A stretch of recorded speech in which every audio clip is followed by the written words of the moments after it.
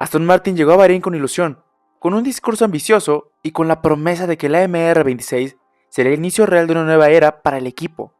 Nuevas normativas, una nueva estructura técnica, una alianza estratégica con Honda y una inversión que no se había visto antes en la historia de la escudería.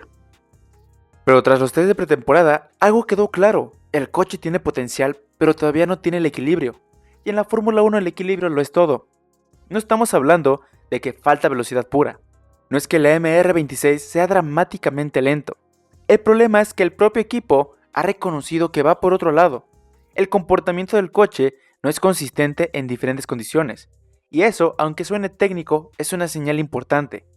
Durante las tandas largas en Bahrein se vio un patrón curioso. El coche podía marcar vueltas competitivas en ciertos momentos, pero después perdía rendimiento cuando cambiaban factores como la temperatura del asfalto, el viento o el nivel de combustible.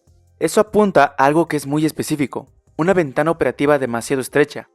En otras palabras, el AMR26 funciona bien, pero solo cuando todo está perfectamente alineado, y en un campeonato de 24 carreras eso no es suficiente.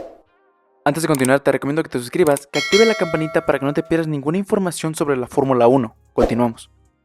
Un coche campeón debe rendir en calor extremo, en frío, con viento, con una pista verde, con pista engomada. Debe ser estable cuando el piloto ataca y cuando gestiona.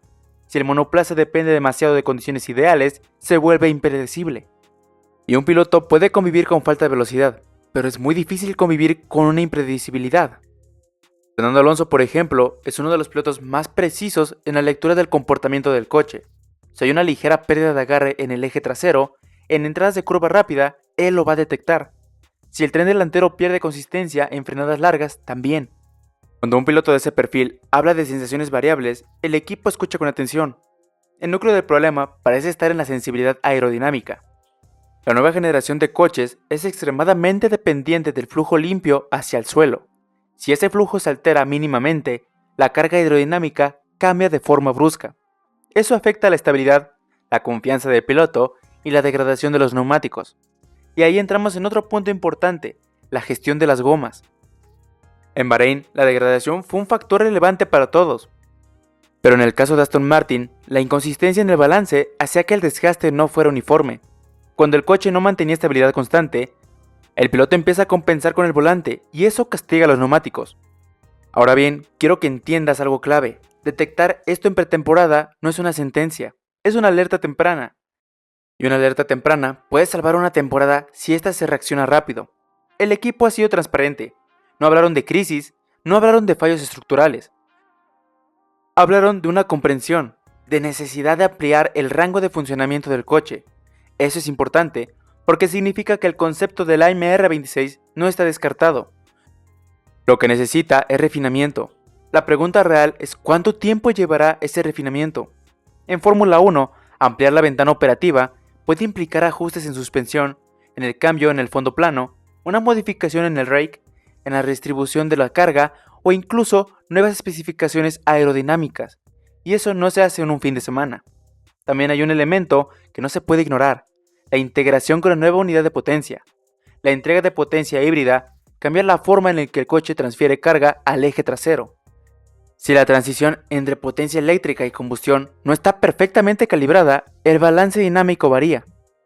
Es decir, el problema puede no ser solo una pieza, puede ser la interacción entre varias. Y eso hace que la solución requiera trabajo coordinado entre la aerodinámica, en la mecánica y motor. Ahora hablemos de expectativas. Aston Martin no quiere ser un equipo de media tabla. No invirtió millones para pelear por quintos lugares. El objetivo declarado es competir con los grandes. Pero competir con los grandes exige consistencia desde la primera carrera. Lo interesante es que el coche muestra chispazos de rendimiento. Eso es una buena señal. Significa que la base no es débil, lo que falta es una estabilidad global. Un coche rápido pero nervioso puede evolucionar. Un coche lento y sin potencia es mucho más preocupante. Aquí parece haber una base sólida, pero falta una madurez. Y eso en un proyecto nuevo es hasta cierto punto normal. Cada cambio de reglamento trae sorpresas. Ningún equipo llega con el paquete completamente entendido al 100%. La diferencia está en quién entiende antes las reacciones del coche bajo una presión real. Los tests son solo el primer capítulo. pero si dejan claro algo es que Aston Martin todavía está afinando su identidad técnica en esta nueva era. Y eso nos lleva a la pregunta importante, ¿puede permitirse un inicio regular? Porque mientras ellos ajustan, otros equipos ya pueden estar más cómodos con su paquete. Campeonatos largos, empezar fuerte da un margen estratégico. Empezar con dudas obliga a reaccionar constantemente. Lo que parece positivo es que el equipo no negó la situación. Reconoció que el coche necesita una mayor estabilidad y mejor adaptación a condiciones cambiantes.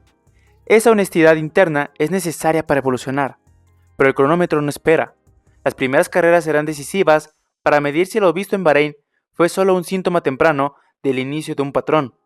La buena noticia es que la MR26 no parece carecer de velocidad máxima. La mala es que todavía no puede extraer de forma consistente. Y en Fórmula 1 la consistencia construye campeonatos. La temporada está por comenzar, pero ya tenemos un elemento narrativo claro. Aston Martin necesita convertir potencia en una fiabilidad dinámica. Si lo logra rápido, puede consolidarse como aspirante sólido. Si no, podría quedar atrapado en una zona incómoda mientras intenta entender su propio coche. El proyecto 2026 es ambicioso, y los proyectos ambiciosos siempre atraviesan momentos de ajuste. La diferencia entre un proyecto que despega y uno que se estanca es la capacidad de reaccionar antes de que los puntos escapen. Y eso es lo que veremos en las próximas semanas. Aston Martin no está en crisis, pero tampoco está en plenitud. Está en una fase de comprensión. Y la temporada aún no empieza, pero ya tenemos el primer gran reto técnico sobre la mesa. Ahora te pregunto a ti, ¿crees que Aston Martin está a semanas de encontrar el equilibrio? ¿O que este comportamiento variable puede perseguirlos durante toda la temporada? Porque el cronómetro lo dirá.